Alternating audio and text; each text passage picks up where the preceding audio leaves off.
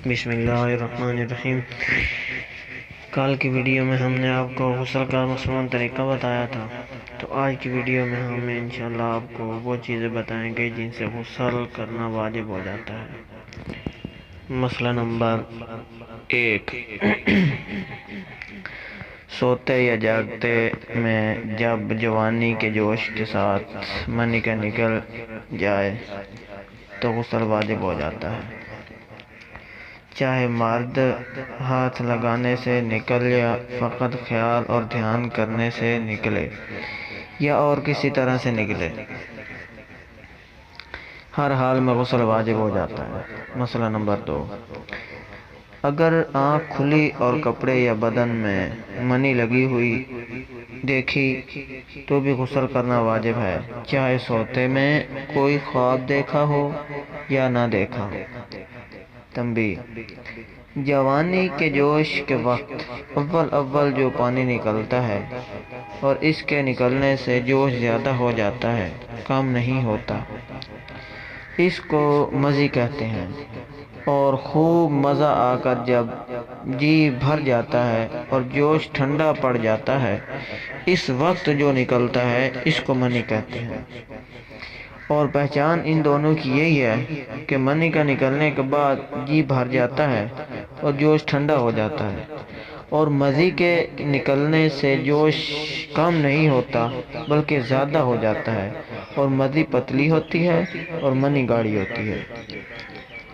فقط مزی کے نکلنے سے غسل واجب نہیں ہوتا، البتہ وضو ٹوٹ جاتا ہے۔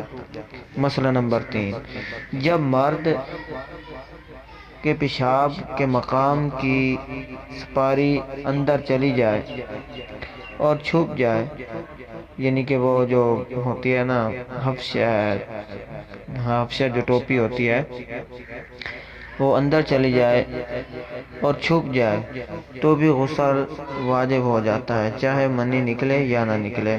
مرد کی سپاری آگے کی راہ میں گئی ہو تو بھی غسل واجب ہے، چاہے کچھ بھی نکلا ہو، اور اگر پیچھے کی راہ میں گئی ہو تب بھی غسل واجب ہے، لیکن پیچھے کی راہ میں کرنا اور کرانا بڑا گناہ ہے۔ مسئلہ نمبر 4، جو خون آگے کی راہ سے ہر مہینے آتا ہے، یہ مسئلہ عورتوں کے لیے ہے، اس کو حیض کہتے ہیں۔ جب یہ خون بند ہو جائے تو غسل کرنا واجب ہے، اور جو خون بچہ پیدا ہونے کے بعد آتا ہے اس کو نفاس کہتے ہیں، اس کے بعد ہونے پر بھی غسل کرنا واجب ہے۔ مطلب یہ ہے کہ 4 چیزوں سے غسل واجب ہو جاتا ہے: جوش کے ساتھ منی نکلنا، نمبر 2 مرد کی سپاری کا اندر چلے جانا، نمبر 3 حیض، نمبر 4 نفاس کے عادت ڈالنے کے لیے، نمبر 4 نفاس کا خون بند ہو جانا۔ مسئلہ نمبر 5، چھوٹی لڑکی سے اگر کسی مرد نے صحبت کی جو ابھی جوان نہیں ہوئی تو اس پر غسل واجب نہیں، لیکن عادت ڈالنے کے لیے اس سے غسل کرنا چاہیے۔ مسئلہ نمبر 6، سوتے وقت مرد کے پاس رہنے اور صحبت کرنے کا خواب دیکھا، اگر کپڑے یا بدن پر کچھ بھیگا بھیگا معلوم ہو لیکن خیال ہو کہ مزی ہے، منی نہیں ہے، تب بھی غسل کرنا واجب ہے۔ مسئلہ نمبر 7،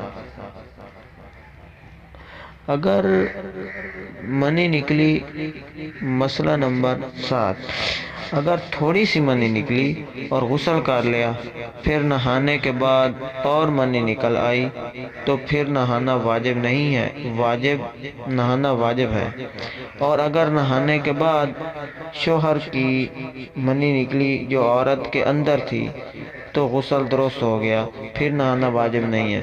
مسئلہ نمبر 8، بیماری کی وجہ سے یا اور کسی وجہ سے آپ ہی منی نکل آئے، یعنی کہ خود ہی منی نکل آئے، مگر جوش اور خواہش بالکل نہ تھی تو غسل واجب نہیں، البتہ وضو ٹوٹ جائے گا۔ مسئلہ نمبر 9، میاں بیوی دونوں ایک پلنگ پر سو رہے تھے، جب اٹھے تو چادر پر منی کا دھبا دیکھا، اور سوتے وقت میں خواب دیکھا نہ مرد کو یاد ہے نہ عورت کو، تو دونوں نہا لیں احتیاط سے۔ اسی میں ہے احتیاط، اسی میں، کیونکہ معلوم نہیں کہ یہ کس کی منی ہے۔ مسئلہ نمبر 10، جب کوئی کافر مسلمان ہو جائے تو اس کو غسل کرنا مستحب ہے۔ مسئلہ نمبر 11، جب کوئی مرد کو نہلائے تو نہلانے کے بعد غسل کر لینا مستحب ہے۔ مسئلہ نمبر 12، جس پر نہانا واجب ہے وہ اگر نہانے سے پہلے کچھ کھانا پینا چاہے تو پہلے اپنے ہاتھ اور منہ دھو لے اور کلی کر لے، تب کھائے اور پیے۔ اور اگر بے ہاتھ منہ دھوئے، یعنی کہ نہ ہاتھ دھوئے نہ منہ دھویا، کھا بھی لیا اور پی بھی لیا، تب بھی کوئی گناہ نہیں ہے۔ مسئلہ نمبر 13، جن کو نہانے کی ضرورت ہے ان کو قرآن مجید کا چھونا اور اس کا پڑھنا اور مسجد میں جانا ناجائز ہے، اور اللہ تعالیٰ کا نام لینا اور کلمہ پڑھنا اور درود شریف پڑھنا جائز ہے۔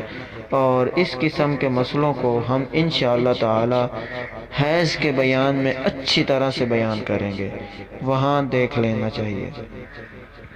مسئلہ نمبر 13، تفسیر کی کتابوں کو بے نہائے اور بے وضو چھونا مکروہ ہے، اور ترجمہ دار قرآن کو چھونا بالکل حرام ہے۔ تو یہ ہماری تھی آج کی ویڈیو، یعنی کہ جس سے ان چیزوں سے غسل کرنا واجب ہو جاتا ہے۔ تو انشاءاللہ ہم کل کی آنے والی ویڈیو میں آپ کو پانی کے یعنی کہ بارے میں بتائیں گے۔